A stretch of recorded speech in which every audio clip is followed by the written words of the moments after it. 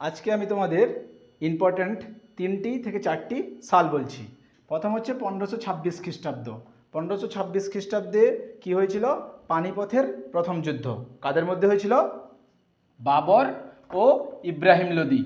এই বাবর ও ইব্রাহিম লোদির মধ্যে পানিপথের যে প্রথম যুদ্ধ হয়, সেই যুদ্ধতে কি হয় না, ভারতবর্ষে প্রথম মুঘল শাসনের সূত্রপাত হয় এবং এই যুদ্ধে জয়লাভ করে বাবর কালান্দার উপাধি নিয়েছিল।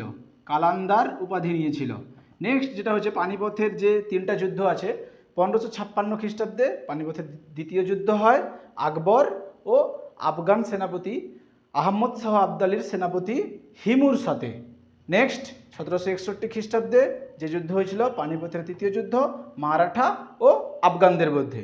নেক্সট একটা ইম্পর্টেন্ট সাল যেটা হচ্ছে 1576 খ্রিস্টাব্দে হলদিঘাটের যুদ্ধ হয়েছিল রানা প্রতাপ সিংহ ও আকবরের ভিতরে, এবং রানা প্রতাপ সিংহ আকবরের ভিতরে হলদিঘাটি নামক জায়গায় যুদ্ধ হয় বলে একে বলা হয় হলদিঘাটির যুদ্ধ। ঠিক আছে।